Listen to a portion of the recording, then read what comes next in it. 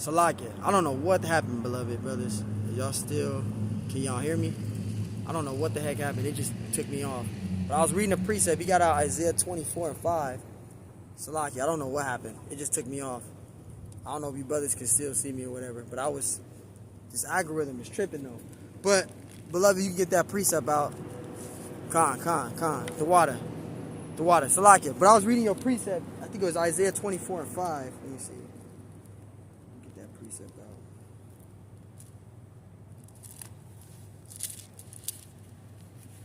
Salakia, bro.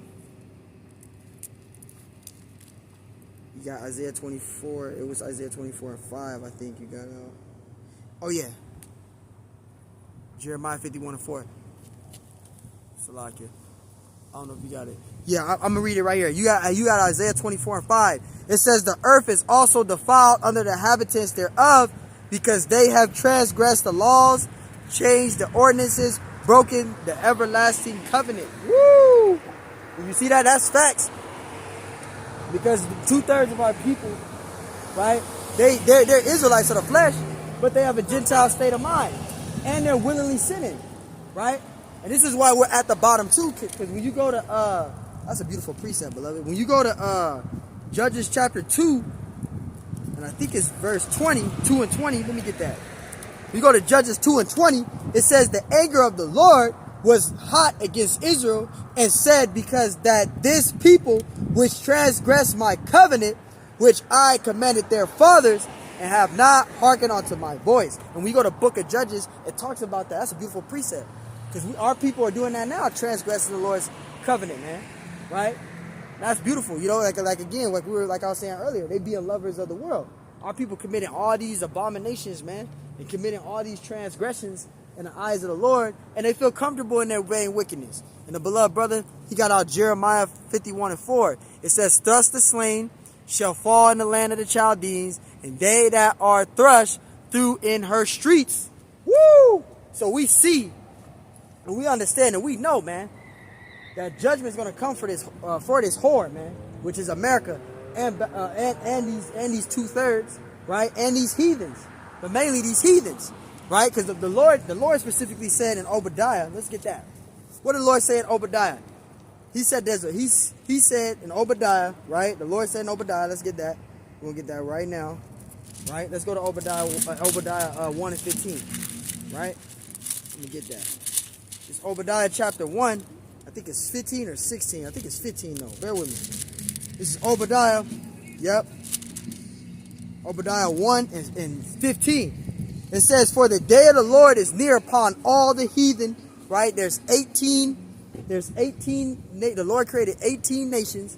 Right? But he's only dealing with one specific nation out of the 18. Right? Which consists of you Israelites. Right? Because the nation that the Lord is dealing with is the Israelites. You so-called Negroes, Hispanics, and Native American Indians, right? But the rest of you 17 heathen nations, right, the Lord's not dealing with, right? And it says, "For the day of the Lord is near upon all the heathen, right, as thou hast done, it shall be done unto thee. Thy reward shall return upon thine own head." Did you see that? You guys got a rude awakening coming. You're not going to be able to escape the judgment of the Lord, man, right? You heathen nations is not going to be able to escape the judgment of the Lord, man. Right? You're not. You're not going to be able to escape the judgment of the Lord, man. All right? And this is what's coming.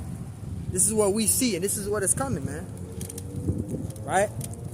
So the Lord, Yahweh Shema Shai, the Lord is going to cause judgment on here. This is why we set our affections on the things above. Because we know that this place called America is going to be destroyed, man. Right? We stay in focus. We're doing the will of the Lord. We're staying focused in this truth, in this ministry. Right? We stay in focus in this truth, in this ministry, man. Right? Doing the will of the Lord, Yahweh Bashim Shai.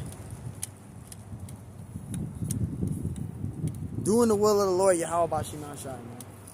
Salakia, my video cut off, so I'm just going to have to share this video. It looks like I was only at camp for 4 minutes, but I actually been out here almost a whole entire hour. So, you know, Esau fucking with my phone and stuff, so I did a whole hour out here at camp already. But so be it. Still got to keep teaching and doing the works. But yeah, man, we setting our affections on the things above. All right, we're continually doing the will of the Lord, right? Presenting our bodies up as that living sacrifice. Let's get that out in Romans real quick. Get up that in Romans. And then I'll probably go into who the Israelites are, man. Go to Genesis 49. Because I haven't went to Genesis 49 in a minute. You know, I want to go into that. My spirit's telling me to do that. But I'll get this last precept out. And we'll go into that, and then we'll wrap it up. This is Romans chapter 12 and verse 1. It says, I beseech you, therefore, brethren, by the mercies of the Most High, that ye present your bodies a living sacrifice, wholly acceptable unto the Most High, which is your reasonable service. You see that? We present our bodies up as a living sacrifice. We put our lives on the line. This is why we're setting our affections on things above. We are fully have faith on a high level. For an individual, any brother, even if you got a camp, you going out to the highways and edges, preaching the gospel, that shows that you have a strong decency of faith. You have a strong abundance of faith. All right? And this is why we're doing the will of the Lord, man. We're doing the will of the Lord. Right? We're prophesying. We're out here preaching the gospel. Right? Working out our salvation to the best of our ability. Right? We're doing the will of the Lord Yahweh B'Shem Yahushua. Let's get out that Genesis 49. Alright? I'm going to read a little bit of Genesis 49 and then we'll wrap it up. This is Genesis 49 in verse 1. And it says that Jacob called unto his sons and said, gather yourselves together, that I may tell you that which shall befall you in the last days. And that word befall, that goes into the Hebrew word bakwaya'ah, which means encounter, right? That's what that word means. Befall, the word befall there. It says you in the last days. And that word last, that goes into the meaning of the word akrayath in the Hebrew, right? Which means future event and future prophecy. And we've been in the last days, okay? We've been in the last days since the Messiah, Yahushua, first stepped foot on the scene. And we can read that. Let's get that in Hebrews really quick. Bear with me. Hebrews 1 and 2. This is Hebrews chapter 1 and verse 2. Hebrews chapter 1 and verse 2. And it says, have in these last days spoken unto us by his Son, whom he have appointed heir of all things. It says, by whom also he made the worlds. Right. So there you go. All right. We've been in the last days since the Lord Yahushua first stepped foot on the scene. We've been in the last days, man. All right. We're in these last days. Right. And it says, so like it. And it says, Genesis 49 and 2. And it says, gather yourselves together, right, and hear ye sons of Jacob, and hearken. It says, and hearken unto Israel your father. And you see that? It says, hearken unto Israel your father. So this is when Jacob gave his last prophecy, right, before he gave up the ghost, meaning returning unto the Lord, dying in the flesh, right? He gave his sons, his 12 sons, the prophecy of them, right, for the last days, in the last days, right? And it says Reuben. Now Reuben is the so-called Seminole Indians today. That's the tribe of Reuben, right? It says, Reuben, thou art my firstborn, my might, and the beginning of my strength, right? The excellency of dignity and the excellency of power, right? And Reuben, again, Reuben is the so-called Seminole Indians. That's the tribe of Reuben, right? And it says, verse 4, it says, unstable as water, thou shalt not excel, because thou wentest up to my father's bed, then defilest thou it. It says, he went up to my couch. But when you go to verse 3, and it mentions about his strength and his excellency, because Reuben, right? Reuben, which are the Seminole Indians was the only Native American tribe that wasn't taken down by the U.S. troops, right? Because you had the Seminole Indian Wars, which that took place in northern Florida, right? You had the first Seminole Wars, the second Seminole Wars, you had the third Seminole War. Now the first Seminole, those Seminole Wars, that was in northern Florida, right? Which the first Seminole War was from, I think, 1816 to 1818 by General Andrew Jackson, right? Then you had the second Seminole War that took place, right? And then you had the third Seminole Wars. So you had these troops, these American troops, U.S. troops. They tried to take them down, and they couldn't take them down. And they said, forget it, we're just gonna leave them alone, because the area that the Seminole Indians were was a swampy area. All right, so they couldn't navigate and know where they were. But the Seminole Indians, they knew the area very well. So they tried and tried and tried and tried to take him down, and they couldn't take him down. They tried and tried and tried to take him down, and they couldn't take him down. They just like, forget it. We just gonna leave these guys alone. And they just said, forget it. Right? So, yeah, Reuben is the Seminole Indians. Right? And it says, verse 4, it says, unstable as water, thou shalt not excel, because thou wentest up to my father's bed. It says, then defilest thou it when he went up to my couch. Right? And that's pretty much going into, that pretty much goes into, Reuben sleeping with one of his father's concubines. All right, Reuben, he slept with his father's concubine. He broke the commandment. But the tribe of Reuben, that's the Seminole Indians today. But Reuben, he broke the commandment. All right, he slept with his father's concubine. Right? Well, bear with me. But I got a precept because I just said it.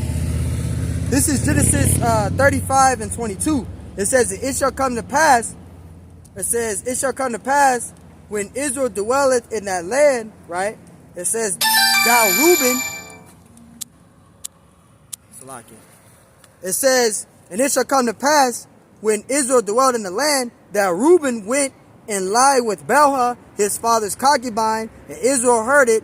Now the sons of Jacob were 12. You see that? So Reuben, he slept with his father's concubine, man. Right? He broke the commandment. And Reuben is the so-called Seminole Indians today. That's the tribe of Reuben. All right, now I'm not going to be able to break down all of Genesis 49. I'm going to go into partially of it, right? Because it's a long breakdown, but we're just going to break down what I can break down through the Spirit. Right? This is Genesis 49 and verse 5. It says Simeon and Levi are brethren, right? Simeon and Levi are brethren because Simeon is the so-called Dominicans and Levi, right? Levi is the so-called Haitians, and they both live on the same island, right? They live on the same island, which is Hispaniola, right? But even though they live on the same island, they don't get along. They don't like each other, right? Let's continue. And it says, instruments of cruelty are in their habitations, right? And cruelty is in their habitations, right? And that cruelty is pretty much they go down to Suriname and they cut the heads off of the people in Suriname, right? And they sell their skulls to the voodoo priests. Because the Haitians, they do a lot of voodoo. They practice a lot of voodoo, right? They do a lot of voodoo. And that goes into their secret, though, too, right? And it says, instruments of cruelty are in their habitations.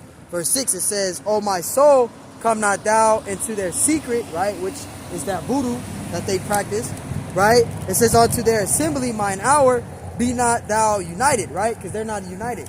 They're against one another, right? They're not united. They're against one another, right? And it says, unto their assembly, mine honor, it says, be not thou united. It says, for in their anger, they slew a man, right? And in their self-will, they dug down a wall. And what is this talking about? This is going into Genesis 35, right? Because in that time, you had Jacob's daughter, Jacob's daughter, Dana, she was raped by Shechem, right? Who was a Hamite, right? So Shimeon and Levi, after Dana was raped, right, by Shechem, right, who Shechem's father was Hamor, he spoke to Jacob and etc., which I'm going to get on a little bit. I'm just going to get to the main point because I don't want to read the whole entire thing because that'll be too long. I think it's Genesis 34. Genesis 34, yeah. I'm going to get to the main point. But Shechem raped Dana. And Hamor, the father, talked to Jacob, telling Jacob to give Dana, his daughter, to his son Shechem, to wife, right? And as they get circumcised, because they all had to get circumcised, as they got circumcised, Shimeon and Levi took it upon themselves to go into the city and kill all the males in the city. And then after they killed all the males in the city, they killed Hamor, they killed Shechem, right? After they killed them, they killed all the males, and they took their women and they took their children captive. And they took everything that's in the city. They took the asses, they took all the wealth, they took everything in that land, right? Which I'm gonna get right here. This is Genesis. I'm gonna get straight to the main point. This is Genesis 34. Bear with me. This is Genesis 34. I'm gonna get to the main point. And I'm going to go straight to the point of them being sore on the third day. Let me get it.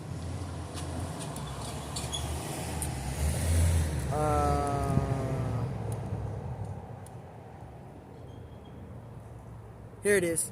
This is Genesis 34:25, because I just want to get to the main point. Genesis 34:25. It says, "It shall come to pass on the third day," and this is after they spoke with Jacob, after doing this arrangement of wanting Dinah to be Shechem's wife. This is all after all of that. This is when they did the circumcision, right? And it says, "And it came to pass on the third day when they were sore," right? It says that two of the sons of Jacob, Shimeon and Levi, Dinah's brethren, took each man his sword, came unto the city boldly, and slew all the males. So they went into the city and they killed all those males, right? And it says, took each man his sword, right, and came upon the city boldly and slew all the males, right? Verse 26, "And they slew Hamor, Shechem, his son, with the edge of the sword, and took Dinah out of Shechem's house and went out." It says the sons of Jacob came upon the slain and spoiled the city because they had defiled their sister. That defilement was rape. She was raped by Shechem. All right, Shechem raped Dinah. So Shimeon and Levi, they took it upon themselves because they were, out of all the brothers, they were the main two that were angry, that were the most angry. So they pretty much went out there and went into the city and killed all the males in the city because they raped, because of Shechem raping their sister Dinah. So when you read in Genesis 49, it talks about the man digging down the wall and the anger because the Dominicans and the Haitians are got the spirit of anger. Those are the two nations that you don't want to make upset. All right, the so-called Dominicans and the so-called Haitians. You don't want to make those people mad, man. They're not the, excuse my French, they're nothing to be fucked with. The Dominicans and the Haitians, man.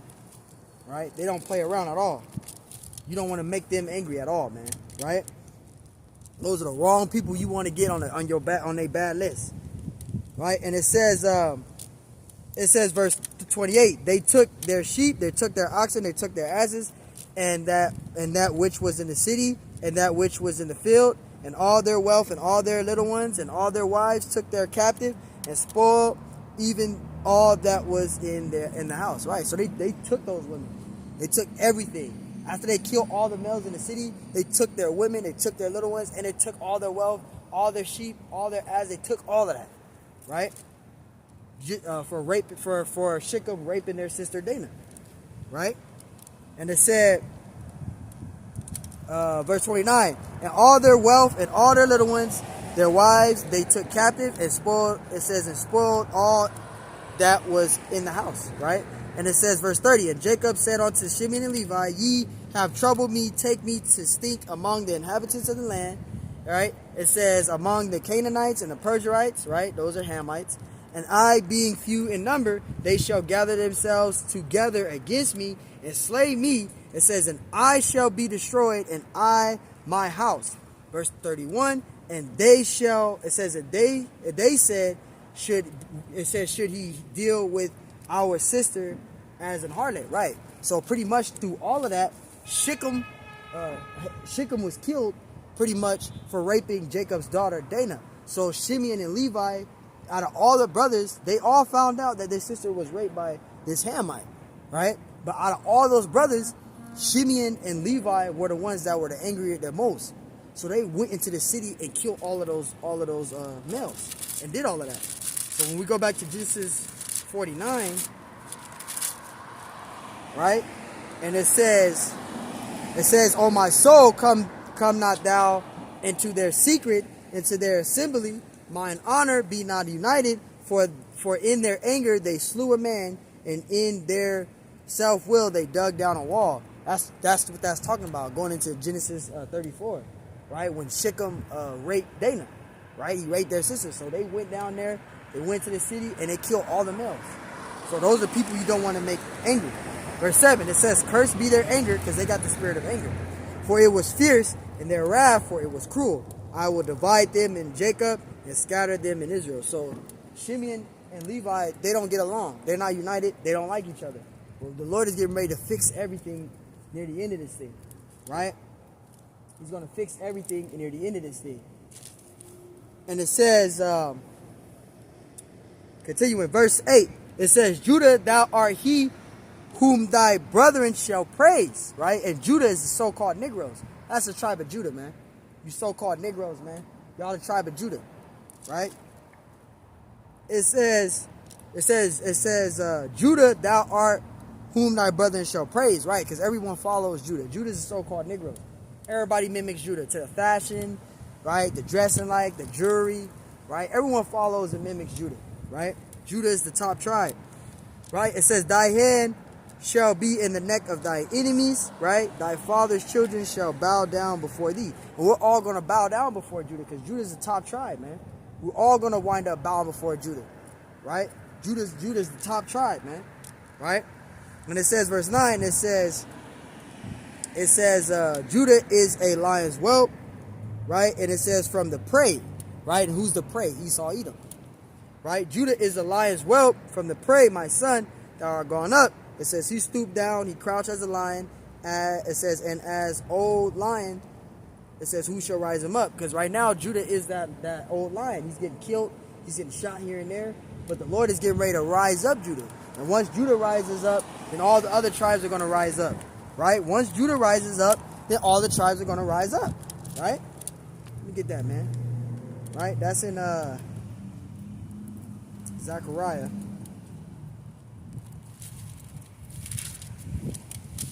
This is Zechariah 9 and 13, right? Let's get that. Or 9 and 13. It's Zechariah 9 and 13.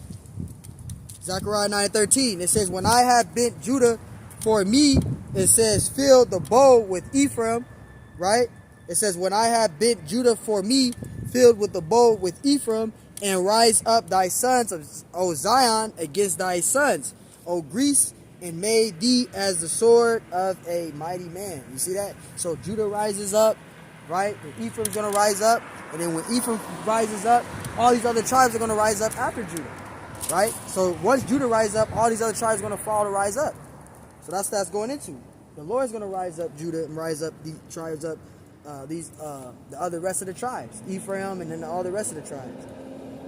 Right, verse 10, it says, the scepter shall not depart from Judah, nor a lawgiver from between his feet until Shiloh come. Shiloh is a place, but this scripture here, Shiloh is referring to the Messiah, which is Yahushua. That's who Shiloh is, right?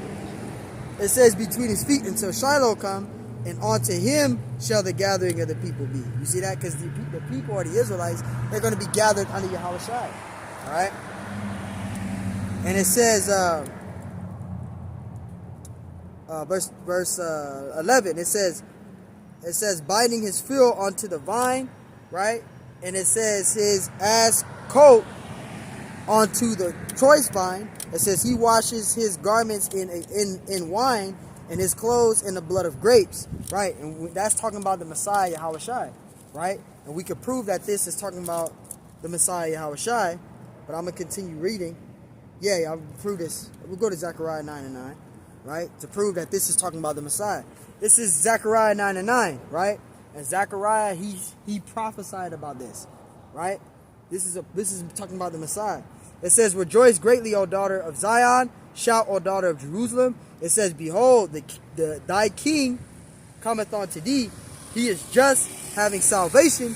It says, lowly and riding upon an ass, and upon a coat foul of an ass. You see that? This is talking about the Messiah here, right?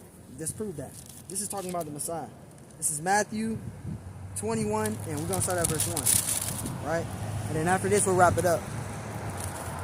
All right? So, this is my second video. I have my other video, but Esau shut it off, and that video was already like an hour. So, it's not, I've only been out here for 20 minutes. I've been out here longer than that, but things happen. This is why we get tired of YouTube when we go to these other platforms, because we get tired of this shit, man. Right? You put so much work and effort into your video and it winds up getting either taken down or he start fucking with the algorithm. We get tired of this shit. Right? Matthew 21 and 1.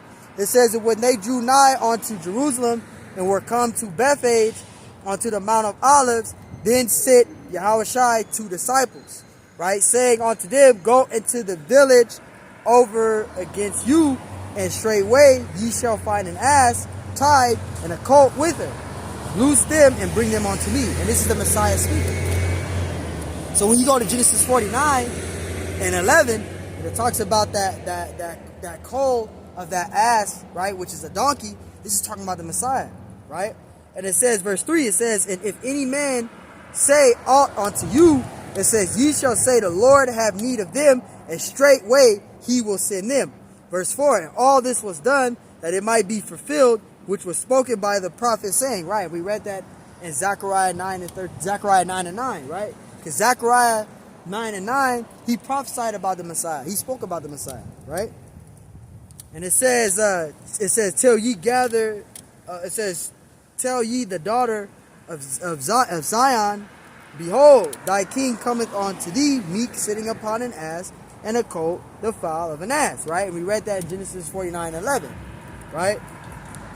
And it says, and the disciples went and did as what Yahushua commanded them, and brought the ass and the colt, and put on them their clothes, and they set him thereon. See, so this is talking about the Messiah, right? So this is talking about the Messiah, man, right? So going back to 11, binding his foal onto the vine, and his ass, it says, and his ass's colt, and a colt is a baby donkey, all right? And that's weird.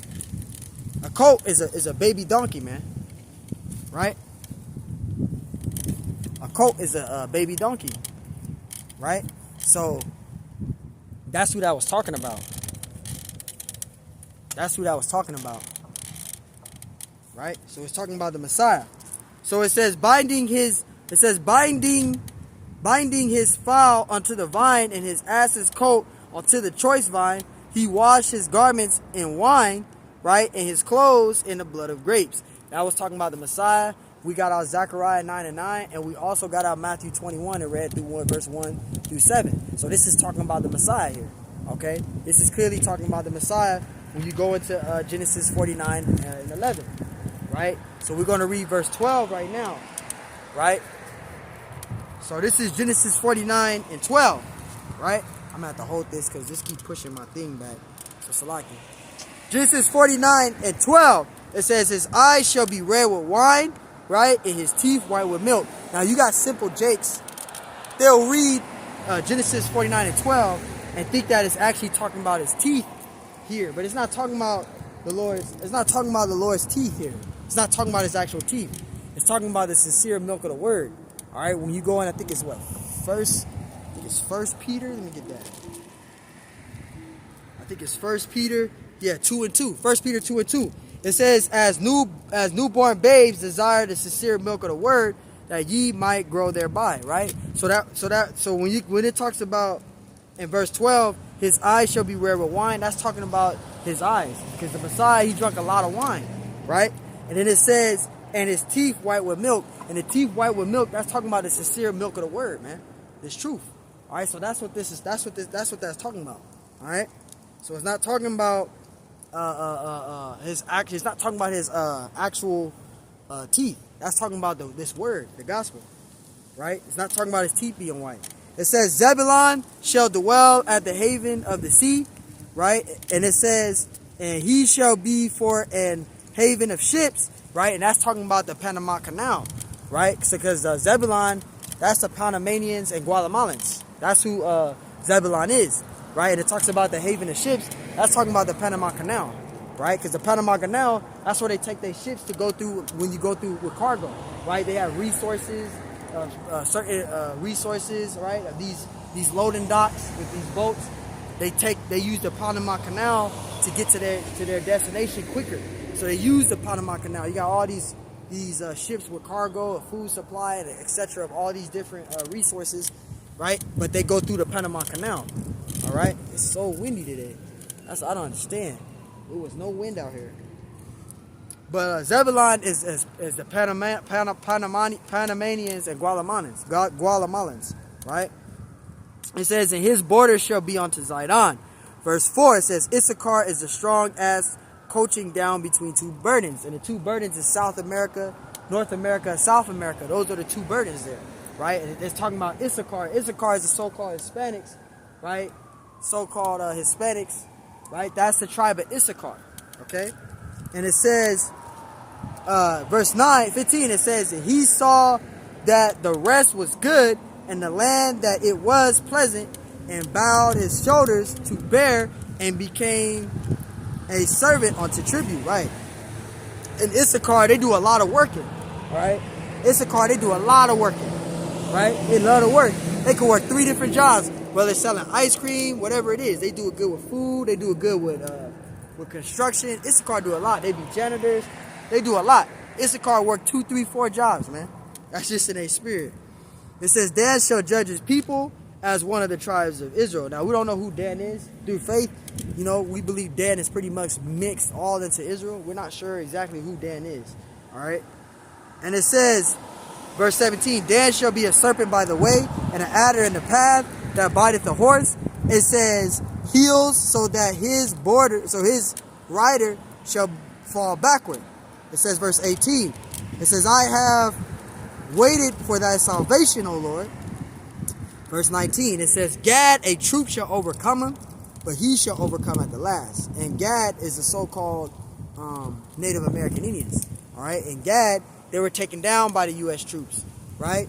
So troop overcame us, right? We were taken down. They were taken down by the U.S. troops. When you go to Queen Anne Wars, King Philip Wars, right? Trail of Tears, Wounded Knee, Connor Indian Wars, right? You go into all of these wars, right? The Native American Indians, they were taken down by the U.S. troops, right?